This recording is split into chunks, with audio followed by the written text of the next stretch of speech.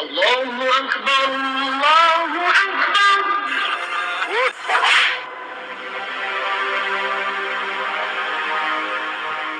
حضرت بلال حبشی رضی اللہ تعالیٰ عنہ مشہور صحابی ہیں جو مسجد نبوی کے ہمیشہ مؤذن رہے۔ شروع میں ایک کافر کے غلام تھے، اسلام لے آئے جس کی وجہ سے طرح طرح کی تکلیفیں دی جاتی تھیں۔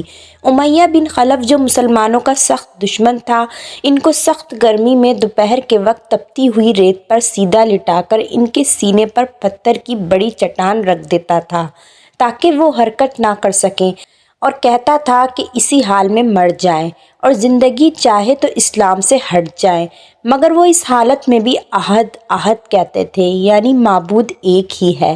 رات کو زنجیروں میں باندھ کر کوڑے لگائے جاتے اور اگلے دن ان زخموں کو گرم زمین پر ڈال کر اور زیادہ زخمی کیا جاتا تاکہ بے قرار ہو کر اسلام سے پھر جائے یا تڑپ تڑپ کر مر جائے۔ عذاب دینے والے اکتا جاتے، کبھی ابو جہل کا نمبر آتا، کبھی امیہ بن خلف کا، کبھی اوروں کا، اور ہر شخص اس کی کوشش کرتا کہ تکلیف دینے میں زور ختم کر دے۔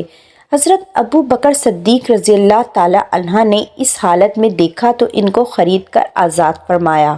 چونکہ عرب کے بت پرست اپنے بتوں کو بھی معبود کہتے تھے، اس لیے ان کے مقابلے میں اسلام کی تعلیم توحید کی تھی، جس کی وجہ سے حضرت بلال رضی اللہ تعالیٰ عنہ کی زبان پر ایک ہی ورد تھا۔ یہ تعلق اور عشق کی بات ہے۔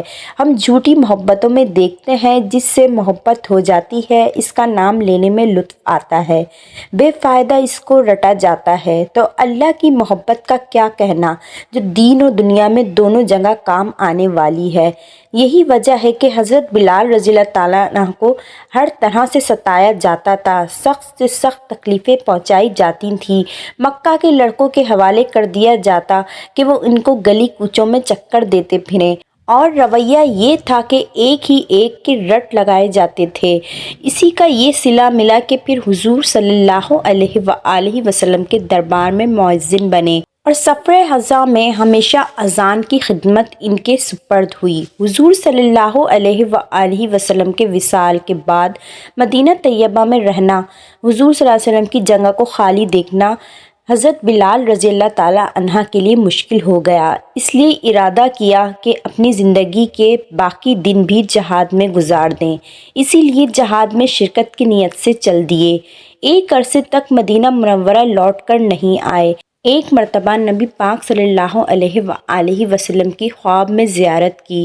حضور صلی اللہ علیہ وآلہ وسلم نے فرمایا، بلال یہ کیا ظلم ہے، ہمارے پاس کبھی نہیں آتے؟ تو آنکھ کھلنے پر مدینہ طیبہ حاضر ہوئے۔ حضرت حسن حسین رضی اللہ تعالیٰ عنہ نے اذان کی فرمائش کی۔ لاڈلوں کی فرمائش ایسی نہیں تھی کہ انکار کی گنجائش ہوتی۔ اذان کہنا شروع کی اور مدینہ میں حضور صلی اللہ علیہ وآلہ وسلم کی زمانے کی اذان کانوں میں پڑھ کر کوہرام مچ گیا۔ عورتیں تک روتی ہوئی گھر سے نکل پڑیں۔ چند روز قیام کے بعد واپس ہوئے اور 20 ہجری کے قریب دمشق میں وصال ہوا۔